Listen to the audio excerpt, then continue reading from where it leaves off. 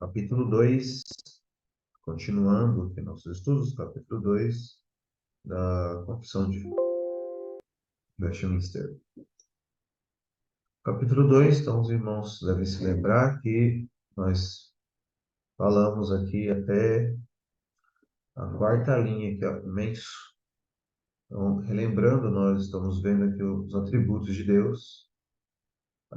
Então, aqui já no início da Confissão de Fé, nós já vemos esse assunto, né?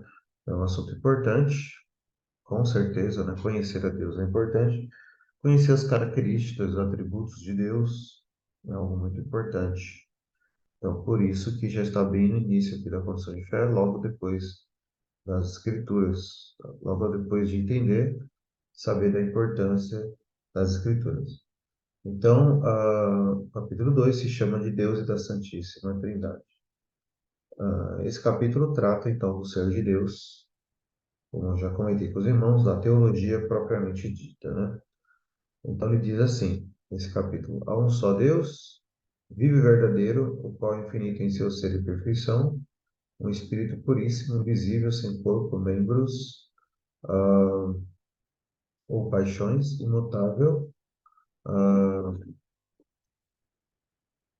imutável, imenso, eterno, incompreensível, onipotente, sapientíssimo, santíssimo, completamente livre, absoluto, fazendo tudo para a sua própria glória, segundo o conselho da sua própria imutável e justíssima vontade, completamente amável, gracioso, misericordioso, longânimo, abundante em bondade e verdade, perdoa a iniquidade, a transgressão e o pecado, galardoador dos que diligentemente o buscam. E contudo puríssimo e terrível em seus juízos, pois odeia todo o pecado, e de modo algum terá por inocente o culpado. E nós vimos então até aqui há um só Deus, um Deus único, um Deus singular, vivo e verdadeiro. Nós vimos então que esse Deus é um Deus vivo, um Deus que age, que opera, nele está a verdade. Vimos que ele é infinito no seu ser, na sua perfeição, um espírito puríssimo, então Deus ele é invisível, sem corpo, membros ou paixões, imutável, imenso, né? Então, invisível, o espírito, Deus é invisível, portanto, sem corpo ou membros. Importante saber isso, ressaltar isso, porque muitas pessoas acreditam nisso, que Deus é uma pessoa gigante, um ser humano gigante, com os braços, as pernas, né? Tudo mais, olhos, porque às vezes as escrituras usam essas características humanas, atribuindo elas a Deus, como nós já vimos, né? E vimos que isso não é literal. E, inclusive, a escritura fala até de partes de animais, como asas, né? Também as narinas e outras coisas, né? E Deus também é chamado de rocha.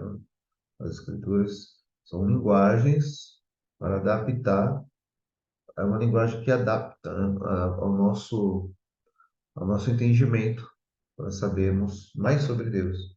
Mas claro que não é literal. Isso é importante entender, importante saber. Tanto isso quanto as paixões que nós temos, ser humano, nós somos sujeitos às mesmas paixões, como diz o apóstolo, né? E Deus das Escrituras, Deus que é o Criador de todas as coisas, ele não é sujeito às mesmas paixões como nós somos. Mas a Escritura fala, às vezes, né, de sentimentos que o ser humano experimenta, às vezes a Escritura atribui também a Deus, mas sabemos que também não é literal. Igualzinho o ser humano, exatamente igual ao ser humano. Mas é uma linguagem de acomodação para sabermos, né?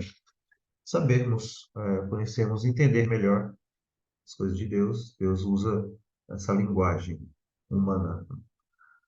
Vimos que ele é imutável, né? E imenso também. Esses atributos têm aplicações práticas, como já falamos. A imutabilidade de Deus, extremamente importante entender isso, são os atributos mais importantes, né? E um atributo incomunicável. Incomunicável significa que pertence somente a Deus. Deus ele não muda, por isso não somos consumidos. Então isso é muito bom meditar, refletir, e as promessas de Deus, os planos de Deus. Deus em si mesmo, ele não muda.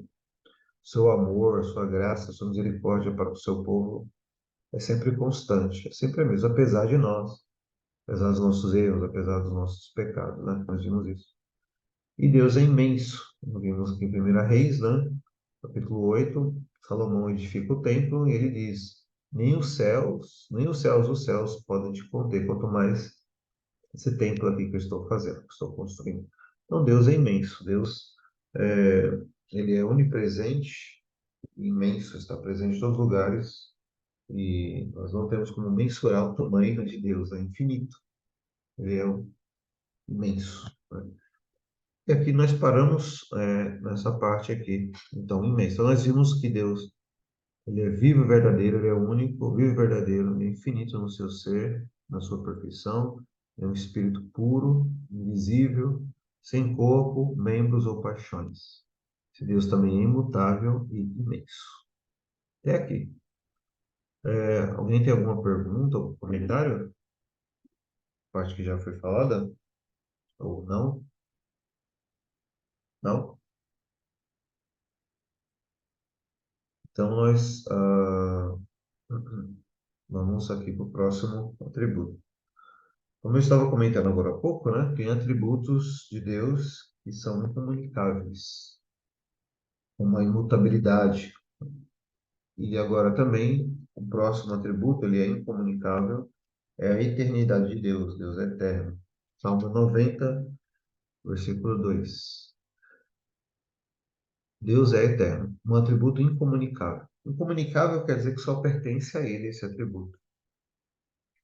E porque atributos de Deus, ele deseja, ele ordena que nós imitemos.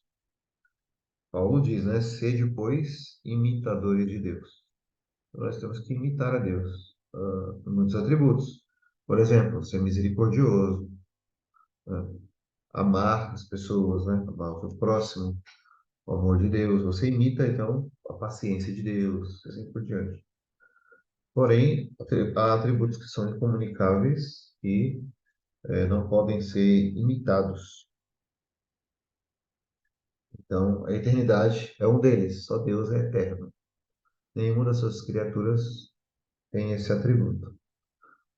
Salmo 90, versículo 2, diz assim: Antes que os montes nascessem, ou que tu formasses a terra e o mundo, mesmo de eternidade a eternidade, tu és Deus. E 1 Timóteo 1,17. 1 Timóteo 1,17 diz assim: Ora, ao Rei dos séculos, imortal, invisível, ao Deus único, sábio, seja honra e glória para todos sempre. Amém. Então, o Rei dos séculos, imortal. E a honra e a glória seja a Ele por todos, para todos sempre. Ele é imortal, Ele é eterno. E a honra e a glória pertencem a Ele para todos sempre, em toda a eternidade, né? Então, Ele é eterno. O salmista diz claramente que antes que Ele formasse o mundo, todas as coisas, de eternidade a eternidade, Tu és Deus. Há outros textos, né, que falam isso, falam até acerca da eternidade de Cristo. Por exemplo, se eu não me engano, o Salmo 45, e aqui é o Salmo 45, ah,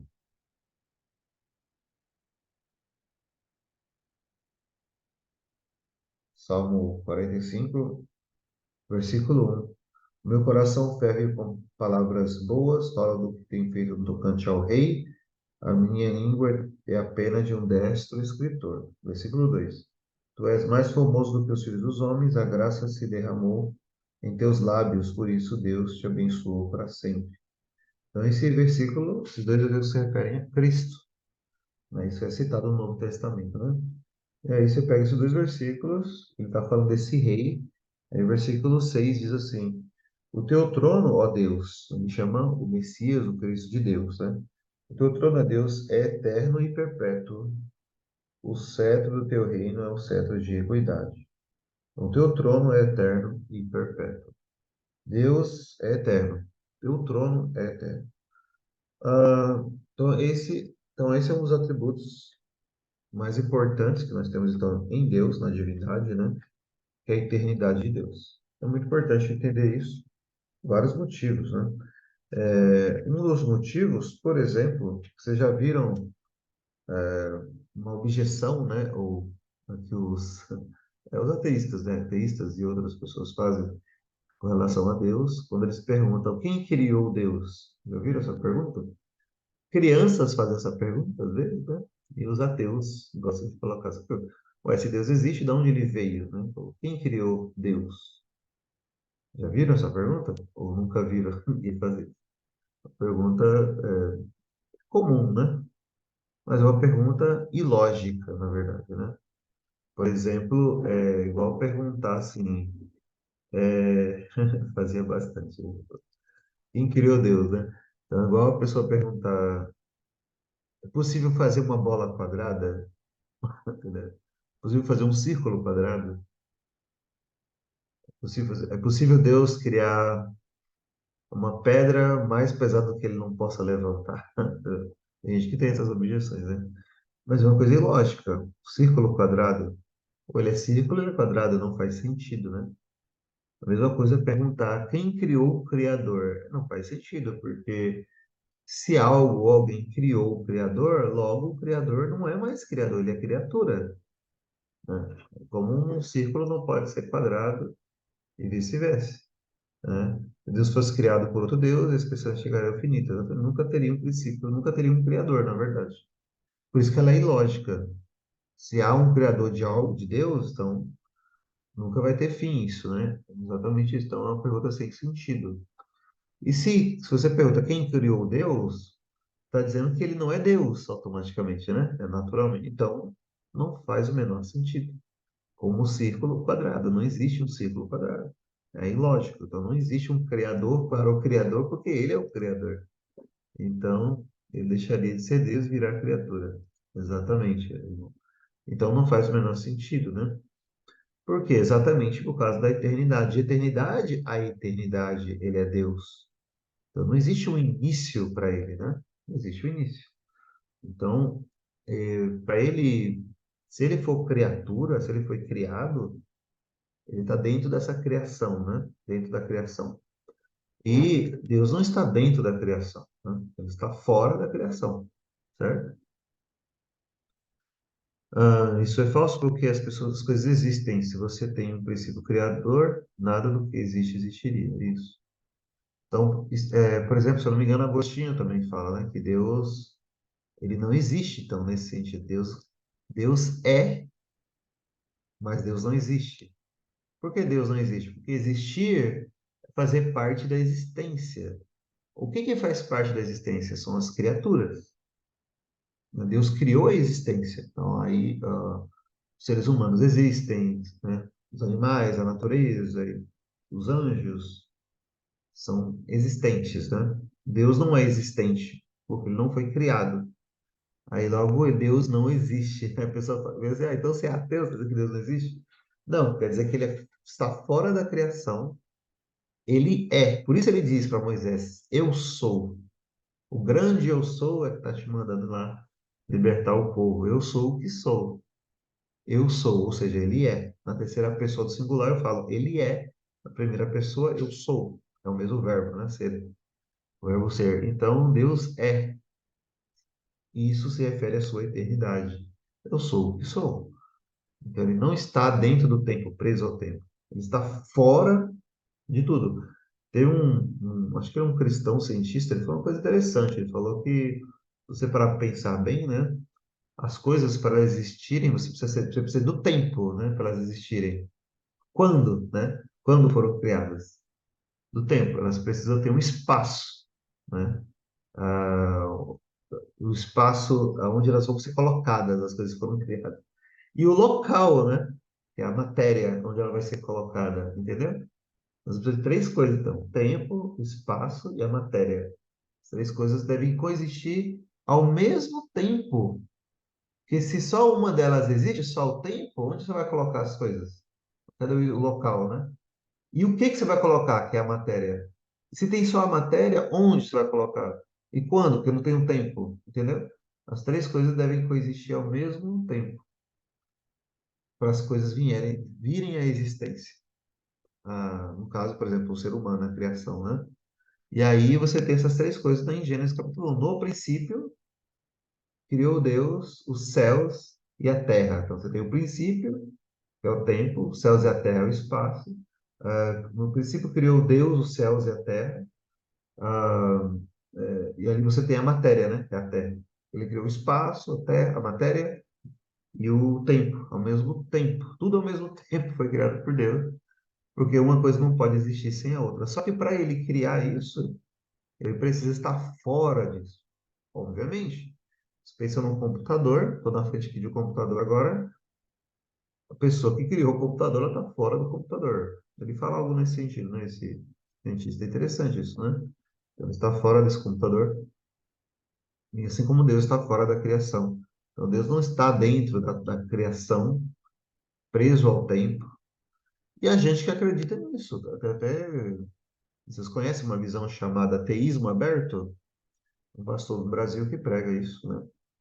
Ensina isso como se Deus estivesse preso ao tempo, né? Deus não sabe o que vai acontecer amanhã. Deus não sabe. Esse pastor prega isso. Ricardo Gondim, né? E creio que outros lá nos Estados Unidos, Clark Pinnock, se eu não me engano, começou a seguir essa linha aí e começou a defender essa ideia de que, como se Deus não soubesse o que vai acontecer no dia de amanhã, na semana que vem, porque ele está preso ao tempo. Então, se ele está preso ao tempo, ele envelhece? Eles falam que não, Deus não envelhece. Mas então, complicado, né? Quais são as implicações de ele estar preso ao tempo? Então, é, é muito complicado isso. O Lino falou que a mãe está fazendo uma pergunta. Se Deus é espírito, por que ele criou a matéria? Ele não criou só matéria, né? Ele criou outros espíritos também, como são os anjos, né? São espíritos ministradores. Ele criou tanto uma coisa quanto outra. E eu creio que foi o modo como ele quis fazer as coisas. Para ele mesmo, na pessoa de Cristo, se tornar uma matéria, né? Se tornar homem também, né? Entendeu? Então, é o modo como ele faz as coisas. Ele desejou fazer assim. Mas ele não criou apenas matéria. Ele criou também espíritos, né? Lá em Hebreus diz que os anjos são espíritos ministradores. Apesar de eles terem o poder de se materializar, mas não de encarnar, Deus criou eles também assim, como espírito. E Deus nos criou como matéria. Bem, não sei, acho que não sabemos todos os motivos, mas ele fez isso para a sua glória, eu acredito, né? Tudo ele fez para a sua glória. E quem tem isso a ver com a matéria? Porque a matéria é limitada, né? Nós somos limitados. Então, quanto mais limitado. Eu vou pegar a deixa aqui da pergunta do William, do tamanho dele, para, para falar o seguinte: Deus, ele é mais glorificado na nossa dependência dele, entendeu? Quanto mais nós dependemos de Deus, mais Deus é glorificado em nós, certo? Então, Edwards fala isso nos sermões dele, né? Quando Adão, por exemplo, ele está lá no Éden, ele é uma criatura, então ele é dependente de Deus. Dependente para respirar, para se alimentar, para tudo, né? Para existir. Toda criatura depende de Deus.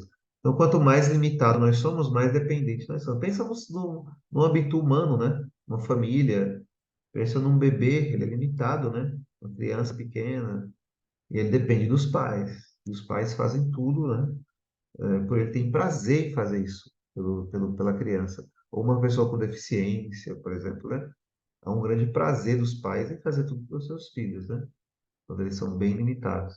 Isso dá um prazer muito grande, né? Isso, eu creio, tem a ver com a criação também. Deus nos fez a matéria para sermos limitados, para nós dependermos dele. E nisso ele é glorificado, e nisso está também a felicidade da criatura. A felicidade da criatura consiste na glória de Deus, em contemplar a glória de Deus, certo? Então, Adão ele dependia de Deus como criatura. E também dependia de Deus para a sua salvação. no sentido de que antes, mesmo antes da queda, a salvação no sentido assim, não do que ele tem antes, mesmo antes dele pecar, porque Deus deu a promessa, Deus deu os mandamentos ali para Adão, ele obedecer, e dentro desse pacto de Deus com Adão, Adão, ele perseverando nisso, Deus o abençoaria, mas ainda há uma dependência ali de Deus, porque Deus é criador, né? Que Adão é criatura. Até mesmo para ele obter ali as bênçãos, né, espirituais, continuar naquele estado de graça, né? Ele dependia de Deus.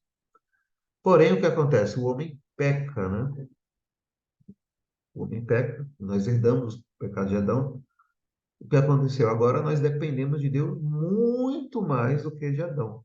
Infinitamente mais, nós dependemos de Deus para a nossa salvação do que Adão dependia. Entendeu esse raciocínio? Hoje, nós dependemos muito mais de Deus do que Adão dependia, porque nós somos escravos do pecado. Nós não podemos buscar a Deus por nossa própria conta. Nós não podemos nos justificar diante de Deus. Nós não podemos pagar os nossos próprios pecados. Nós não podemos nos justificar diante de Deus. Nós não podemos ter uma obediência perfeita à lei de Deus. Ou seja, nós estamos completamente sem esperança e perdidos em nós mesmos. Então, a nossa situação está assim. Não é que nós estamos na UTI, nós morremos mesmo espiritualmente, né? Completamente alienados de Deus. Acabou. Então, essa é uma situação assim, irremediável, né? Do nosso ponto de vista humano. Ou seja, a nossa dependência de Deus é ainda maior. E aí, o que que Deus faz? Então, Deus tem o seu plano de salvação em Cristo Jesus, no qual ele nos salva. Por que que ele faz assim? Por que que ele fez o plano de Deus? Por que ele fez o seu plano assim? Eu vou pegar um texto aqui. Tem a ver, eu creio, com a sua pergunta. Né? Por que ele fez a matéria, né? Eu vou ler aqui, 1 Coríntios, capítulo 1,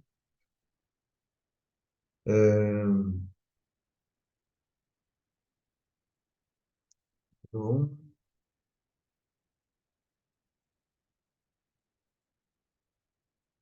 versículo 26. 1 Coríntios 1, 26. Se você puder ler aí, acompanhar. Eu vou ler até o 31. Olha o que diz. Porque bem vedes, irmãos, a vossa vocação, que não são muitos os sábios segundo a carne, nem muitos os poderosos, nem muitos os nobres que são chamados. Quem é chamado para o evangelho? Não são muitos nobres, não são muitos sábios segundo a carne, não são muitos poderosos. Mas Deus escolheu as coisas loucas deste mundo para confundir as sábias. Deus escolheu as coisas fracas deste mundo para confundir as fortes. Entende isso? Olha, Deus escolheu a matéria, né? Mais fraca em relação. Pega os espíritos, os ministradores, anjos, e até o diabo mesmo, né? Demônios, né? Ele escolhe essas coisas fracas. Ele escolheu salvar nós, matéria. Fraca, não só matéria, mas pecaminosa ainda, né? Ele resolve salvar e não salva os demônios que caíram. Deus escolheu salvar as coisas loucas, os fracos deste mundo. Você traz para o âmbito humano também. Pega os apóstolos, a grande maioria, pessoas simples, humildes, letrados, né? Versículo 28. E Deus escolheu as coisas vis deste mundo, as desprezíveis, as que não são, para aniquilar as que são. Qual o objetivo de Deus fazer isso? Versículo 29. Para que nenhuma carne se glorie perante ele. Mas vós sois dele, em Jesus Cristo, o qual para nós foi feito por Deus sabedoria, justiça, santificação e redenção. Para que, como está escrito, aquele que se glorie, glorie-se no Senhor. É para isso, para a sua glória, né? Para que ninguém se glorie em si mesmo. Para que nenhuma carne se glorie perante ele. É para ele demonstrar a sua glória, o seu poder. Não sei se ficou claro aí, irmão William, mas é isso, né? Eu creio que seja isso. Deus faz isso para a sua própria glória. E quanto maior a dependência da criatura, mais Deus é glorificado. Então Deus, ele e nós nos gloriamos nisso, né? Essa grandeza, nessa majestade de Deus, essa glória de Deus. Então Deus sendo eterno, então, irmãos, muito importante entender por um dos motivos é esse, né? Deus não tem um início, nem tem um fim. Portanto, não tem como haver um criador para o criador, porque ele mesmo é o criador. Então é uma pergunta ilógica, sem nexo, sem sentido perguntar quem criou Deus ou qual é a origem de Deus, porque ele é eterno. O outro ponto importante ainda sobre a importância disso é que você pega um texto como, por exemplo, o Salmo 8, estou lendo aqui na ACF, mas se ele tiver uma ara também vai estar igual nessa parte. Salmo 8 diz assim, ó, Salmo 8. Ó Senhor, Senhor nosso, quão admirável é o teu nome em toda a terra, pois puseste a tua glória sobre os céus. Ó Senhor, Senhor nosso. Você percebe aí que tem dois nomes, né? Senhor, Senhor, duas vezes, né? E no último versículo também. Ó Senhor, Senhor nosso, quão admirável é o teu nome sobre toda a terra. Os dois nomes aí. O nome que está com S maiúsculo, apenas o S maiúsculo, que é o segundo Senhor aí, é a palavra Adonai no hebraico, né? E o nome Senhor com todas as letras maiúsculas não é a palavra Deus, que seria Elohim no hebraico, né? Ou Elohim, como alguns pronunciam. Mas a palavra aqui, Senhor, quando está sempre com letra maiúscula na sua Bíblia, se refere ao nome de Deus, não ao título dele. Entende? Então, nome e título são coisas diferentes, certo? Se eu falar professor fulano de tal, professor, sei lá, professor André, por exemplo, né? Então, André é o nome da pessoa, professor é o título, ou presidente, governador, prefeito, e aí assim por diante, né? Entendeu? Então, aqui, no caso, é o nome de Deus, o irmão colocou aí o tetagrama, exatamente. É o nome de Deus, não é o título dele, então é o nome próprio mesmo de Deus. Como Deus é identificado aqui nas Escrituras, o nome que os judeus tinham medo de pronunciar, por causa do terceiro mandamento: não tomarás o nome do Senhor teu Deus em vão. Ah, então, esse nome é o tetagrama no hebraico. Há debates linguísticos sobre isso, sobre a pronúncia dele. Eu dei uma estudada recentemente sobre o assunto, mas é bem complexo. Resumindo, o nome correto, o mais correto, pelo que eu estudei até então, os reformadores concordam com isso, e tudo mais, é o nome Jeová mesmo. Não seria o Javé. Javé foi criado por um liberal, esse nome Javé, com base em outros textos e tal. É um assunto mais complexo, né? Um dia a gente pode até estudar, mas é bem complicado esse assunto. Resumindo, Jeová. Vários pastores lá da Escócia e outros países, Estados Unidos e tal, tem a mesma linha, assim, né, que segue a confissão de fé e tudo mais, o texto maçorético e o texto receptos, todos concordam com isso. Jeová é o nome correto mesmo, no hebraico, que é esse nome aqui, Senhor, com todas as letras maiúsculas. Por que que isso tem a ver com a eternidade de Deus? É porque esse é o significado do nome de Deus. Sabia disso? O que significa esse nome Jeová, ou Senhor, com todas as letras maiúsculas? É aquele que era, que é ou há de ser. Em alguns dicionários de hebraico, você vai ver lá, o eterno é o significado do nome dele, né? O eterno é o próprio nome de Deus. Então, o nome de Deus é o eterno. O eterno. Sabia disso? Esse é o nome de Deus. Então, olha como é importante, né? É o próprio nome dele, porque nas Escrituras, você já viu, nós vemos isso, né? Que Deus, o próprio Deus faz isso, não só o próprio Deus, as pessoas também colocam o nome da pessoa de acordo com a circunstância, né? Já viu? Tem várias vezes, né? Jacó, Deus muda o nome de Abraão para Abraão, pai de muitas nações, tem um significado, né?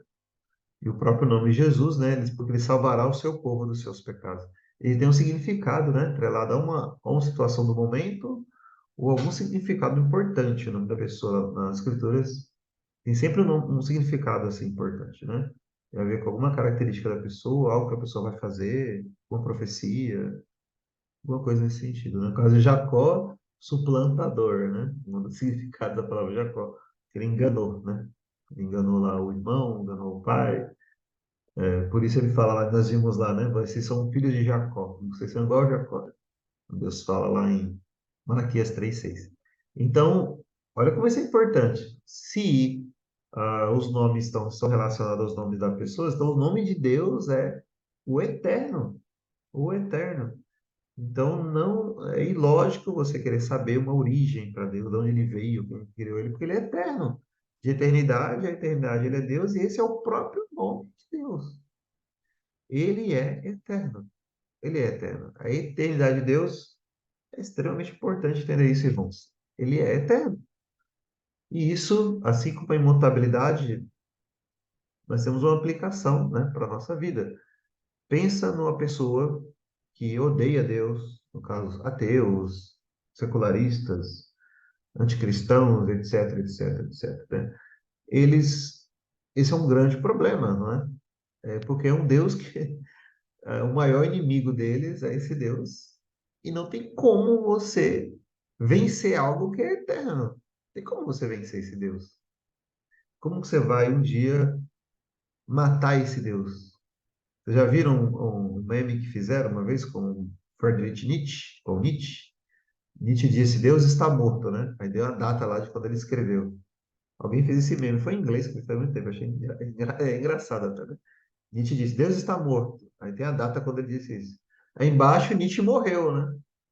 Aí tá, Nietzsche está morto, assinado Deus. Aí tem a data da morte dele. Então, assim, ele não pode matar Deus, mas Deus pode matar. Claro que a alma da pessoa também vai existir pela eternidade, mas ela teve uma origem, né? Ela a alma humana, nem os anjos, não são de eternidade a eternidade. Mas uma vez criada, a alma vai existir para sempre, tanto no céu ou no inferno. Mas para eles, esse Deus é alguém que eles não têm como vencer esse Deus, não tem como matar esse Deus, não tem como parar esse Deus, não tem como, né? Não tem como.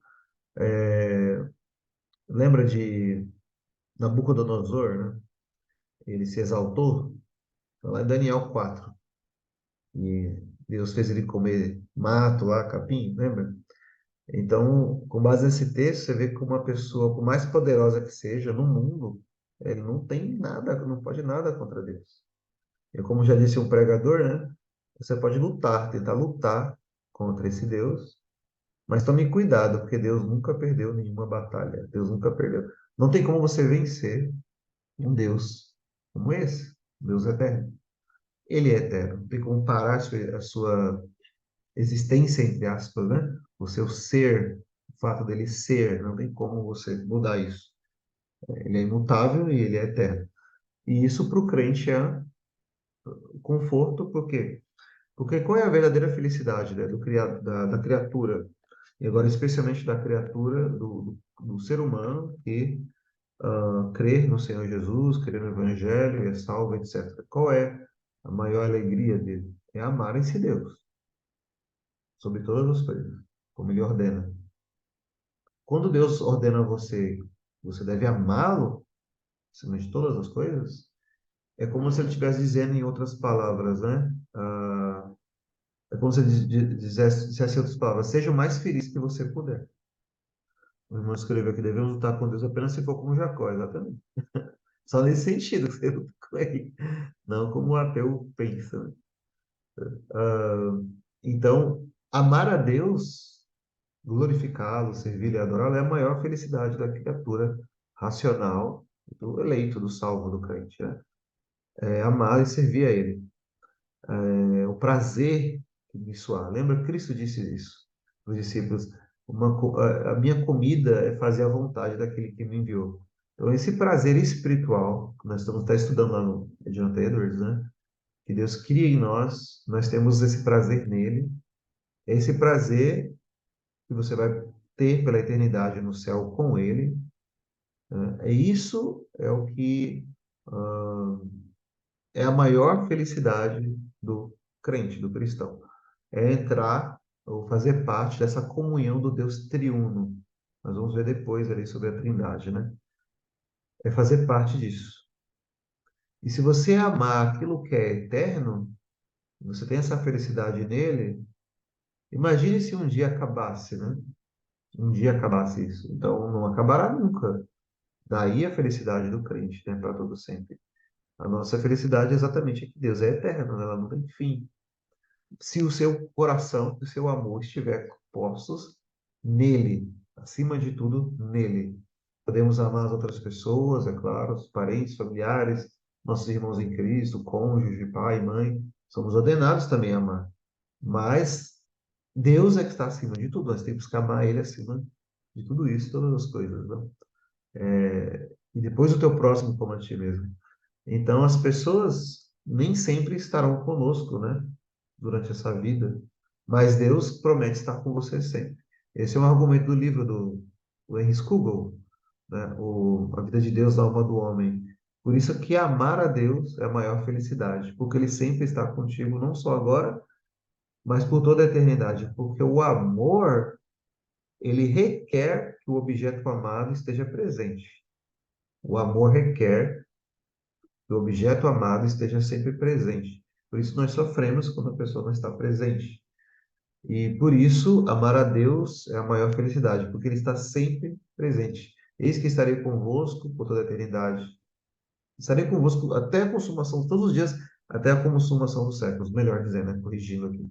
Imagine também pela eternidade. Então nunca vai acabar essa comunhão com Deus. Você nunca vai terminar ela, porque Ele é eterno e Ele fez de você uma alma também eterna e você ama esse Deus para toda a eternidade. É isso mesmo, irmão. A gente ama mais o próximo e depois tentar amar a Deus depois. É o oposto, né? Por isso nós nos sentimos felizes, né? Muitas vezes a felicidade maior da criatura é amar o eterno. Exatamente porque ele é eterno, né? E vai durar para sempre. Quando Deus ordena, dá esses mandamentos aqui, os 10 mandamentos, ele fala de Deuteronômio, para o teu bem eu ordenei essas coisas, é para o teu bem.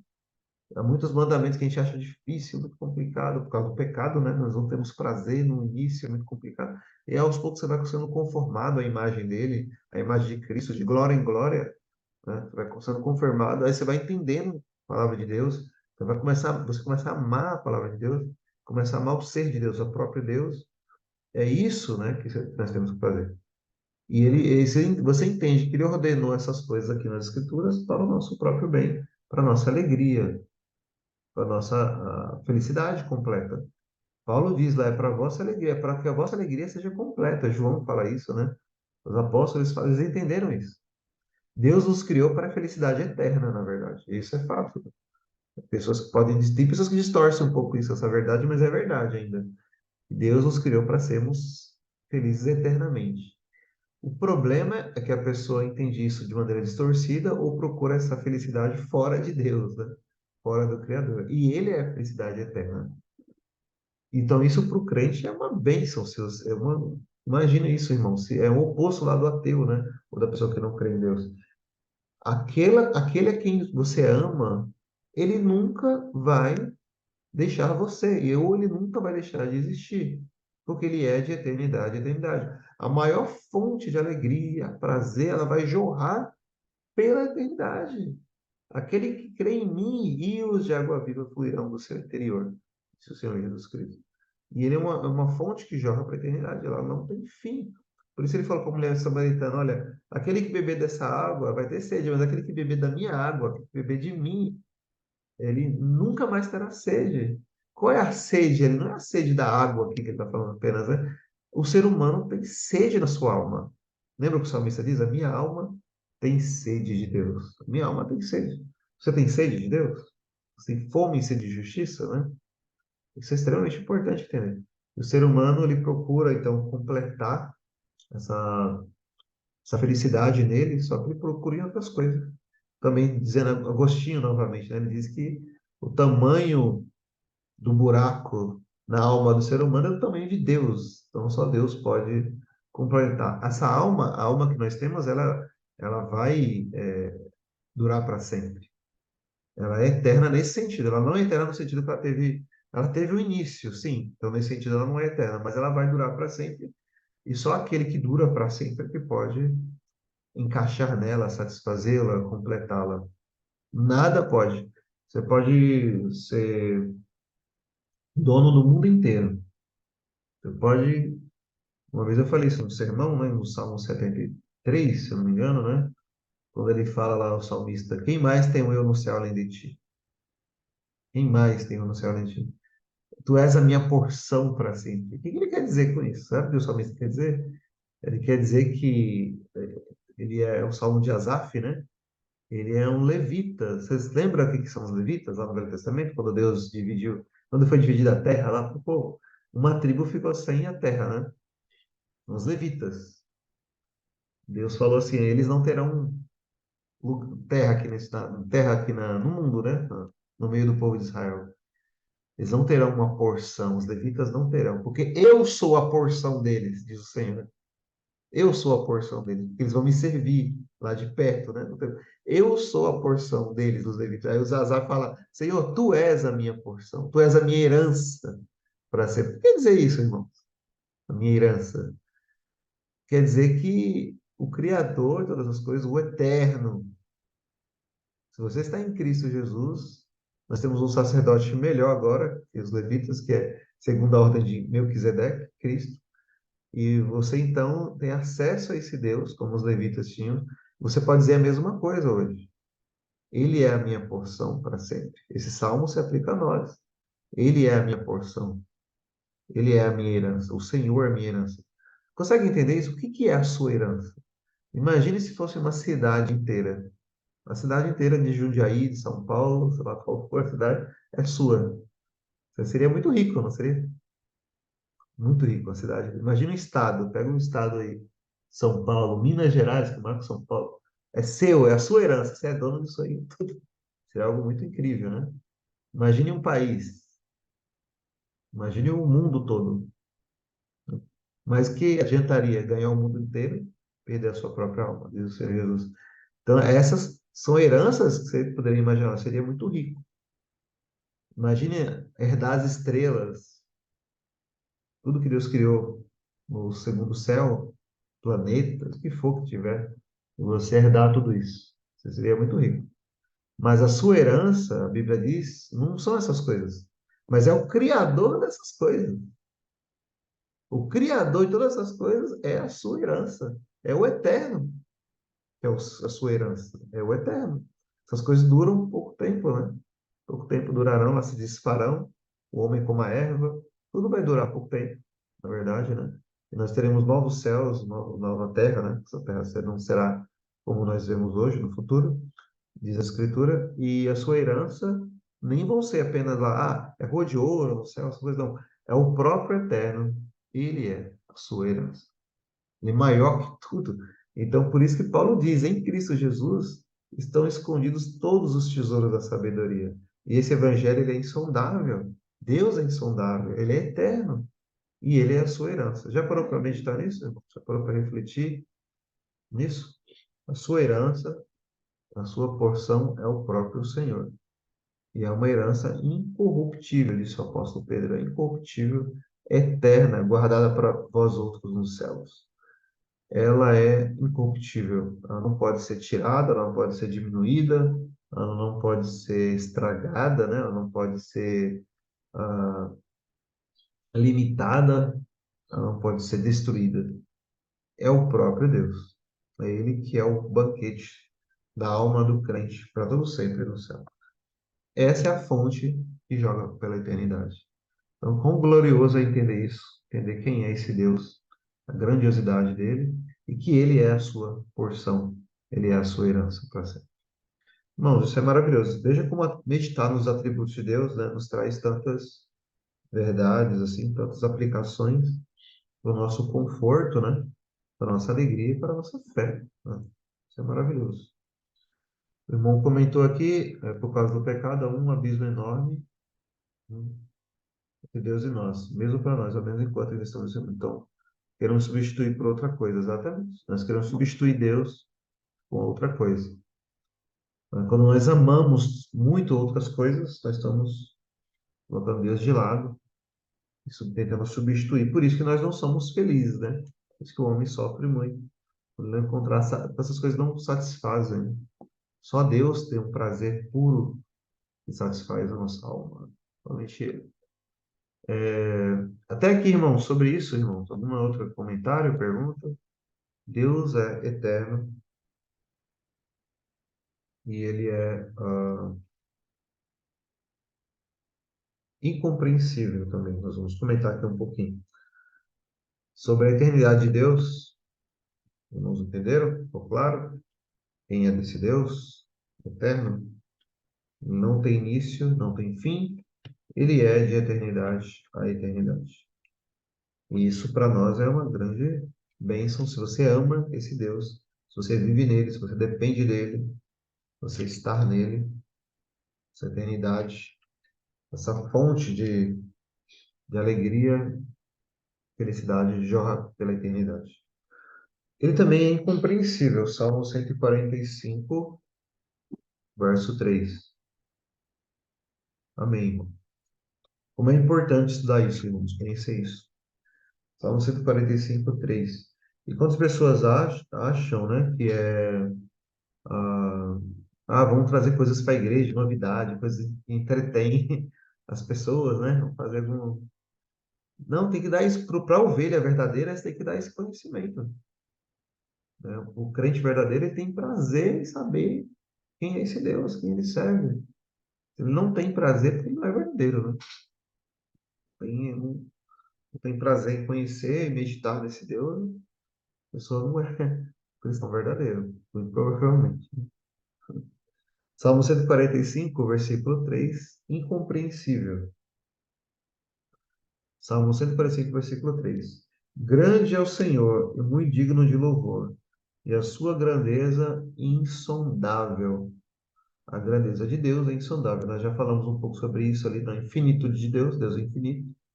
Ele é incompreensível, ele é insondável. Deus das Escrituras. O Evangelho é insondável, Paulo diz lá em Efésios, né?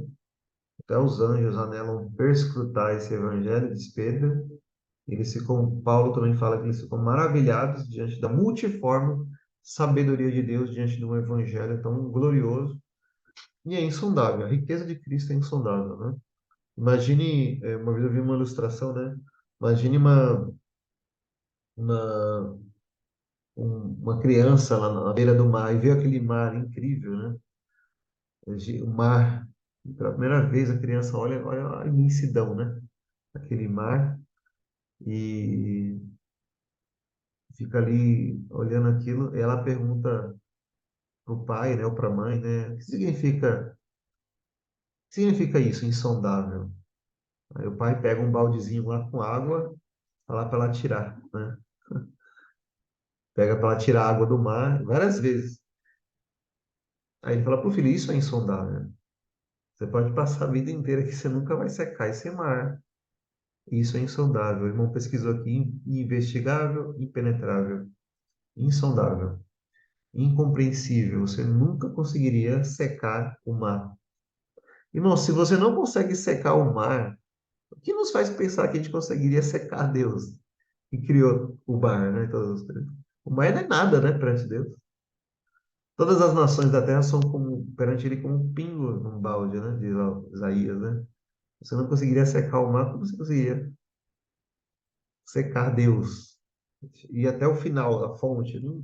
E secar essa fonte. É impossível, é eterno, como acabamos de falar. Não tem como você fazer isso. Imagine os anjos no céu, serafins, querubins, arcanjos, eles não conseguem, com toda a sua glória, o poder deles, o conhecimento deles, eles são muito aquém, infinitamente aquém desse Deus. Eles não conseguem penetrar nisso aqui, né, em tudo isso e em todo o ser de Deus. E eles ficam maravilhados, eles se cobrem lá, Isaías capítulo 6, né, adorando esse Deus, né. E eles ficam tão maravilhados que eles dizem, grande é o Senhor, né? A terra, santo é o Senhor, melhor dizendo. A terra está cheia da sua glória, então é incompreensível. Isso aqui, meus irmãos, devemos meditar muito sobre isso, de tempos em tempos.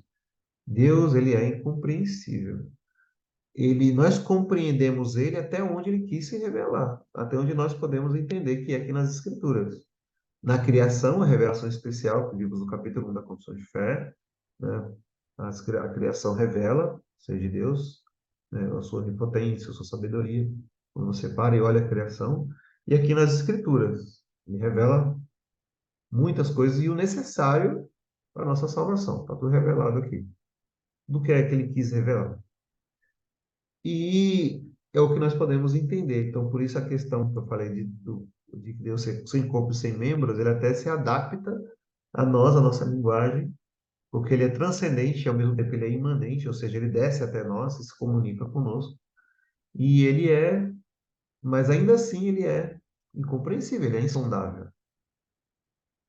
Então, não faz o menor sentido as pessoas estudarem as escrituras e estudar teologia. Então, isso é um problema no meio reformado, né? No meio presbiteriano, por exemplo, reformado em geral. As pessoas acham que sabem muito sobre Deus. Eles acham que sabem, nossa, eu estudei muito, eu estou muito, ó, sei muito, e começa a menosprezar as outras pessoas, menosprezar outras igrejas. Não é assim que funciona. Não é assim que funciona, né? E, na verdade, o verdadeiro conhecimento de Deus, que ele não é apenas doutrinário, a gente vai até ver isso hoje, esse assunto, né?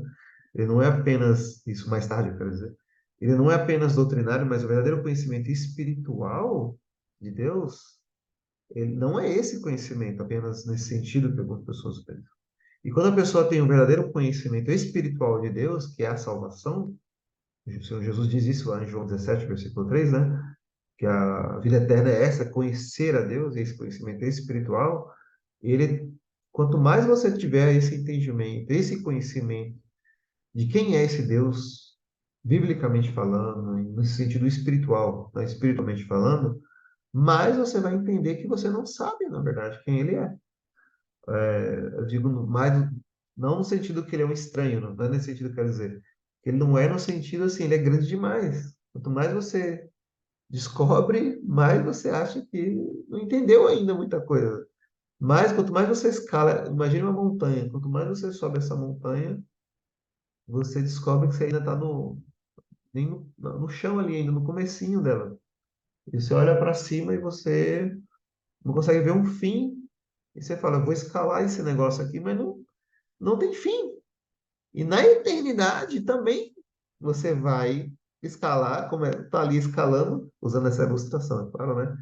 E você vai olhar para cima e você não consegue ver o cume do monte. Você nunca vai conseguir ver esse cume. Você não consegue ver, né?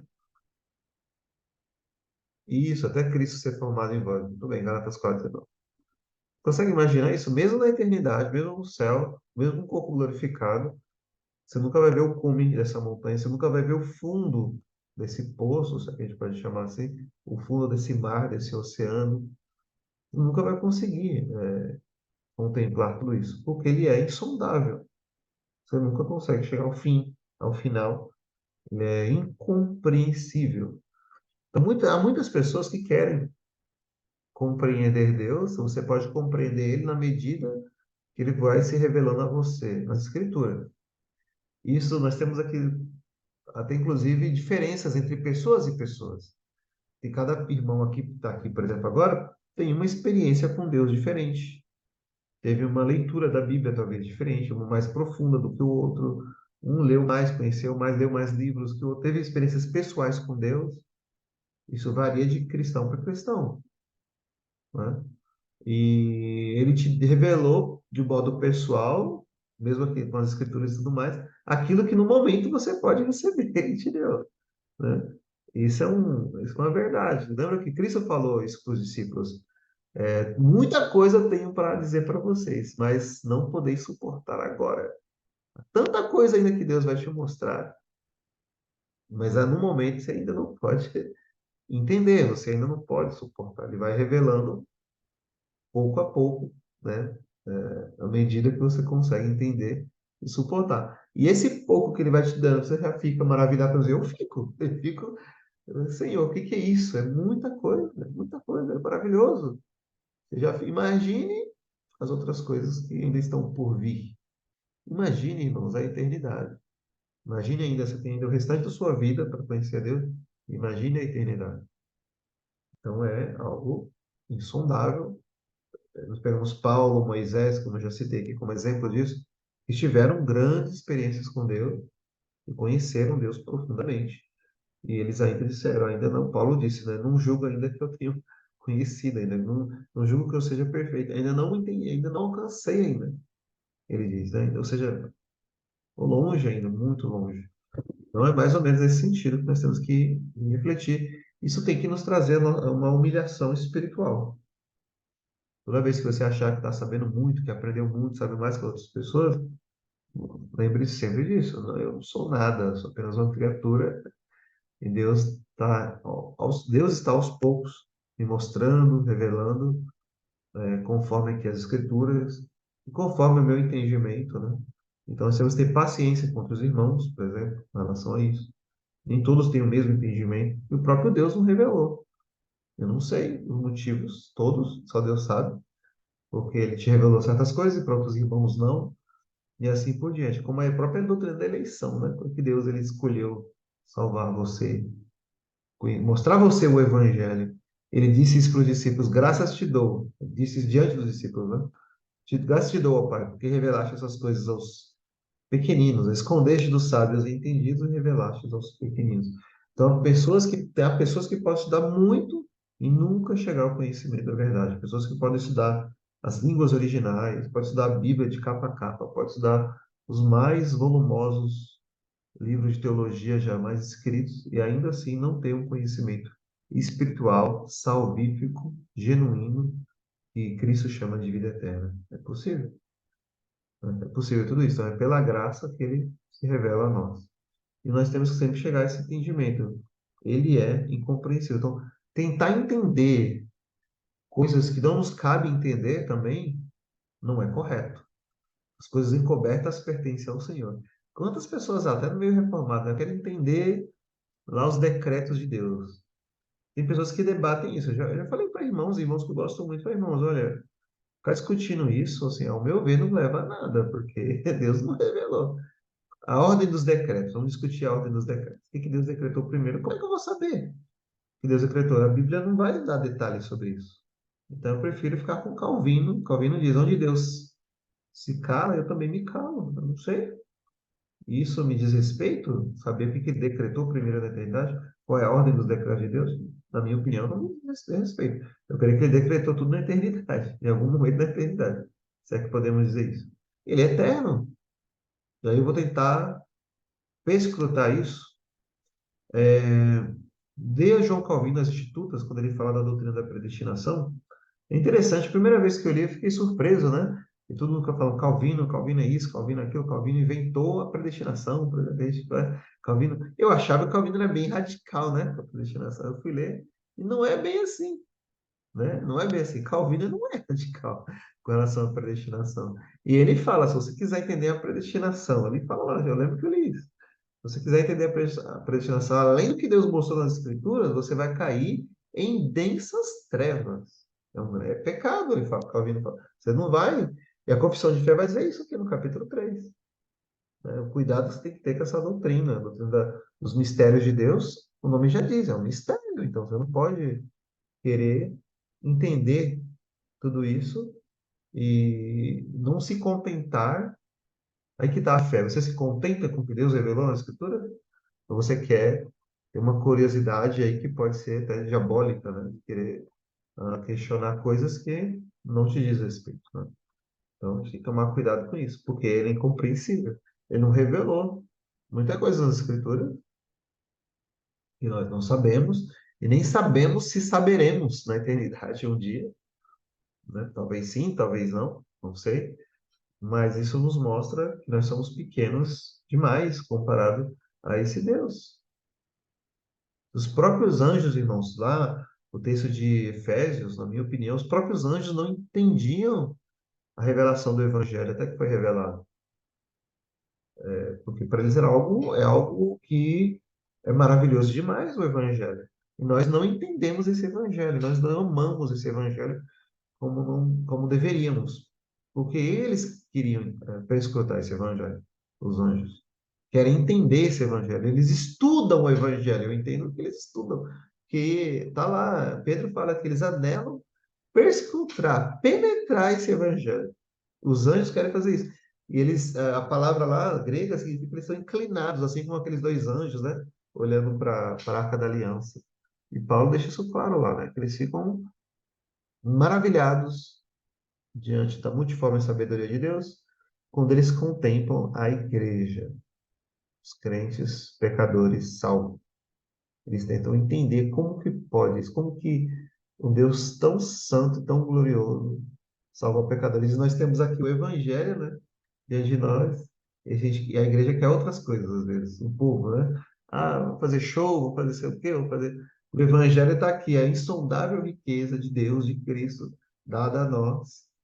nós queremos outras coisas muitas vezes, né? E não só a igreja, mas até a nossa vida pessoal, né? Nós damos mais valor a outras coisas do que estar diante desse evangelho, do que estar orando diante do trono de Deus e pedindo a Deus esse conhecimento espiritual mais profundo. Não só doutrinário, doutrinário é importante também, claro, mas um conhecimento realmente íntimo desse Senhor, desse Deus, entendendo que ele é impenetrável, ele é, é um paradoxo, né? Nós conhecemos ele, quanto mais conhecemos, descobrimos que não conhecemos. Tudo sei, a frase do final, tudo sei é que nada sei. Quanto mais eu sei sobre esse Deus, mais eu sei que não sei. E você se mergulha nisso, você tenta entender e ser compreendido, né? E tenta entender esse Deus, compreendê-lo e ser compreendido ao mesmo tempo. É algo, um paradoxo, é algo maravilhoso, algo profundo. E nós meditamos nisso. E eu creio que meditaremos pela eternidade. Então, Deus é incompreensível. Então, é muita arrogância do ser humano, já que ele pode compreender tudo de Deus e explicar tudo de Deus. E não há como explicar, irmãos. Não há como explicar muitas coisas, porque ele é insondável. Ele é insondável. Então, nós ficamos aqui arranhando a superfície, tentando refletir, entender um pouco desse Deus. E essa doutrina é um remédio, então, para o nosso orgulho. Conhecimento ensoberbece, mas o amor edifica. É um conhecimento pelo amor, e esse amor traz uma confiança, uma fé nesse Deus. Ele disse: as coisas encobertas pertencem a mim, pertencem a Deus. As reveladas pertencem a nós. Então eu creio assim, pela fé, pelo seu amor, que ele vai me revelando conforme eu posso ou tenho capacidade para entender, para crer. É isso. Esse é o caminhar com Deus, esse é o andar com o Senhor. Irmãos, até aqui tudo bem? Sei que eu falo muito aí, podem comentar, podem falar. Essa ideia aqui, supra, infra, acaba. O pessoal gosta, né, de debater e tudo mais. Alguma pergunta, algum comentário? Não? Então, irmãos, que meditemos nisso, né? A eternidade de Deus. Deus é eterno. E que Deus, ele é incompreensível. Isso, exatamente. Eu estou mais aqui, tudo que tiver a palha. Tem um escocês lá também, não sei se foi o David Dixon ou foi o Gillespie. Foi tudo que eu escrevi, olha, o que importa é somente estar em Cristo Jesus, né? Tudo que eu fiz, tudo que eu escrevi, todas as minhas boas obras, todas as minhas más obras, não servem para nada, né? Eu somente estar em Cristo Jesus. Romanos 11, bem lembrado, a irmã Val colocou aqui, né? Quão insondáveis, né? São os teus caminhos. E a gente quer entender, às vezes, até o nosso lidar de Deus conosco, né? Nós não entendemos. Ele diz, assim como os céus são mais altos que a terra, assim são os meus caminhos mais altos que os seus, né? Em Romanos 11 deixa claro, Romanos 9, 10, aí você tenta entender, Deus é soberano, vaso de honra, vaso de desonra, como que pode isso? Aí Paulo diz, aí ele conclui dizendo, quem conheceu a mente do Senhor? Quem deu a ele, né, primeiro para ele ser restituído? Quem? Ó profundidade da riqueza da sabedoria de Deus. Aí ele pôs a glória aí ele pôs toda a glória eternamente. Amém. Ou seja, esse entendimento ali da própria predestinação, soberania de Deus, ele te leva a dobrar os joelhos e adorar. É isso que Paulo faz. Paulo ele explica tudo. Como ele fala, quem és tu, homem, para discutir com Deus? Ele é levado a adorar a Deus. E esse é o verdadeiro conhecimento de Deus, irmãos. O verdadeiro conhecimento de Deus tem que nos levar a adorá-lo. É isso que o Pai busca, adoradores. Eu adoro em espírito e em verdade. Fomos criados para contemplar a sua glória, ou seja, adorá-lo. E pelo fato de você ter sido criado para isso, aí está a sua felicidade verdadeira e genuína, né? É como você pega uma ferramenta, um martelo, que foi feito para bater lá no prego. Não tem como bater com um serrote. O serrote é feito para cortar, o martelo para bater lá no prego, né? Para bater lá. E você foi criado para quê? Nós somos criados para quê? Para contemplar a glória de Deus. E é isso que nos dá alegria e felicidade. Outras coisas não darão. Então você foi criado para adorá-lo. Então esse entendimento da grandeza de Deus, da eternidade de Deus, e de que Deus é inconvencível, insondável, deve nos levar à adoração. À adoração. Porque esse Deus ele é glorioso. muito glorioso do que jamais imaginamos. Nunca conseguiremos sondá-lo completamente, perfeitamente. Nunca. Nem o maior anjo do céu consegue fazer isso, nem nós com o corpo glorificado no céu, jamais veremos o fundo desse mar, desse oceano, ou o topo dessa montanha, nem o cume, nunca jamais conseguiremos ver, mas conheceremos Ele pela eternidade de glória em glória em glória. Isso é maravilhoso para nós meditarmos e vencer o nosso orgulho, né? Ah, eu conheço, sei mais que os irmãos, sou melhor que todo mundo. E muitas pessoas agem assim, né? No meio reformado. Posso dizer isso com propriedade, eu e a irmã Val bastante, né? Há muita gente assim, ah, somos os melhores, somos isso, somos aquilo. Somos nada, somos nada diante desse Deus. Deus é glorioso. Irmãos, é isso. Vamos orar? Então nós vamos orar para encerrar. Bem, sabemos bem, né? Exatamente. Pessoas assim, né? Quem somos nós, né? Quem somos nós diante desse Deus, diante desse Evangelho? Vamos orar para encerrar? O irmão William consegue fazer uma oração, irmão? Para encerrar? Não? Deixa eu... Ah, sim, sim. Tá bem.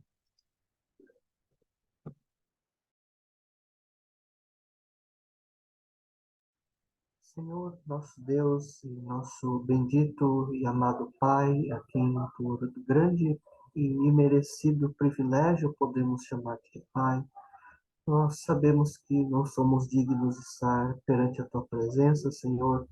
Nós queremos te agradecer por mais um dia de vida, queremos te agradecer pelo ar que respiramos, Senhor, que possamos respirá-lo para a Tua glória, Senhor.